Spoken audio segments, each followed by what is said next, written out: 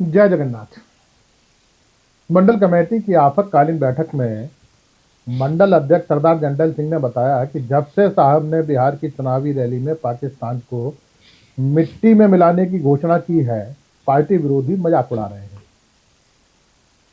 सिया यादव तो रोज अपने चेलों के साथ चलनी लेकर गांव में मिट्टी छानता मिल जाता है, कहता है देखना जल्दी जादू होगा, यहाँ की मिट्टी में भी पाकिस्तान नजर आएगा। मंडल कमेटी पहलगाम हमले के बाद से ही गम में डूबी हुई है। उसे समझ नहीं आ रहा कि आतंकी हमले पर रोए या जाति जनगणना पर ठहाके लगाए। वैसे जाति जनगणना पर भूरा भैया काफी भड़के हुए थे, कह रहे थे पहले तो गालियां बकवा ली, अब कह रहे हो तालियां बजाओ। फिर प्रधान नत्था सिंह ने समझाया कि जब कटोगे तो बटोगे जैसे नारे देने वाले योगी आदित्यनाथ ने इसे देश हित में बता दिया।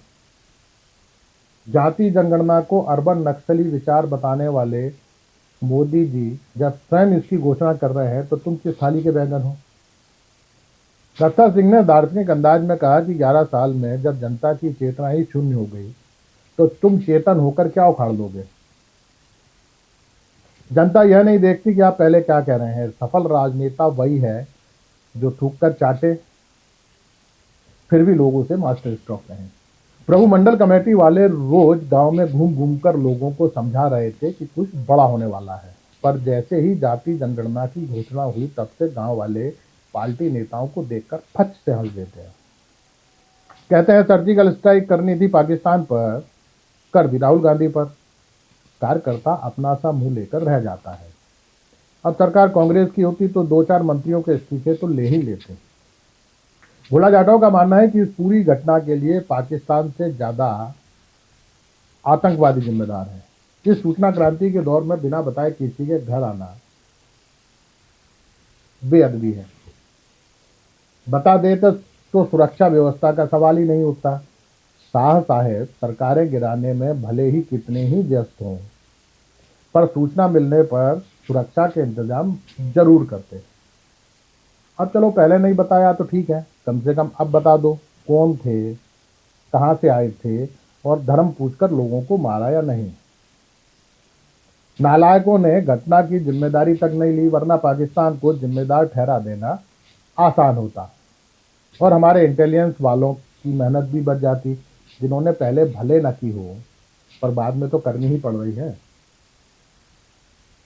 कल्लू कसाई ने बैठक में कार्यकर्ताओं को संबोधित करते हुए कहा कि देखिए कौन क्या कह रहा है, इससे ज्यादा जरूरी यह है कि हम क्या कर रहे हैं। कल्लू ने कार्यकर्ताओं को ललकारते हुए कहा कि हमें नहीं भूलना चाहिए हम लंबे समय तक विपक्ष में रहे हैं।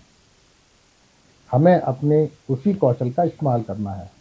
सवाल पूछने वालों से सवाल करूं, लोगों को हमें मुंह तोड़ जवाब देना है। वे सुरक्षा की बात करें तो हमें धर्म की बात पर अड़े रहना है। कल्लू की बात सुनकर कार्यकर्ताओं में नया जोश भर गया। ठाकुर अजगर सिंह ने कल्लू की पीठ ठोकते हुए कहा कि एक दिन जरूर ये देश का नेतृत्व करेगा। हम तो इसे निरा पहलवान ही समझते थे। इस पर राधेलाल पंडित जी ने बताया कि आजकल कल्लू अखाड़े में जोर आजमाइश के साथ साथ दिमागी दांवपेच भी सीख रहा है। यह बात सुनकर सभी लोग हंसने लगे। कल्लू ने तुमकते हुए कहा इसमें हंसी की क्या बात है, हम आज तक यही तो करते आए हैं। हर घटना के लिए नेहरू से लेकर गांधी तक को जिम्मेदार ठहरा देते हैं, इस बार भी यही करना है।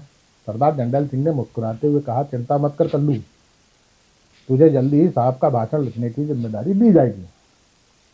भीमा कश्यप इस बात से खासा नाराज था कि घटना कहीं भी हो, पीटना अपने गांव के ही किसी गरीब को पड़ता है। बैठक में दरोगा जोरावर सिंह रजिस्टर लिए बैठे थे। उन्होंने कह दिया कि जिसके खिलाफ कहोगे दोह का मुकदमा दर्ज कर लिया जाएगा। प्रभु आजकल ये अपनी आईटी सेल वाले भी कमाल कर रहे हैं, वरना एक फौजी की विधवा को सिर्फ इसलिए वैश्या कहना कि उसने भाईचारे की बात की आसान नहीं है। लोग कह रहे थे यह सनातनी कम संघी संस्कार ज्यादा लगते हैं। दादीलाल पंडित जी का कहना था कि साहब ने मनमोहन सिंह से अर्थशास्त्र और तर्कशास्त्र भले न सीखा हो पर मौन शास्त्र जरूर सीख लिया है। बाकी सब ठीक है। पहलगांव की आपदा में अवसर तलाशते हुए आपने फ्रांस के साथ राफेल का और अमेरिका के साथ हथियारों का जो सौदा किया है वह भी एक तरीके का मास्टर स्ट्रोक ही है। न इस वक्त कोई हथियारों की दलाली की बात करेगा, न ही यह पूछेगा कि स्वास्थ्य और शिक्षा का बजट काटकर हथियार खरीदने में क्यों खर्च कर रहे हो। देश कुशल, आपका वक्त शुभ रहा। नमस्कार।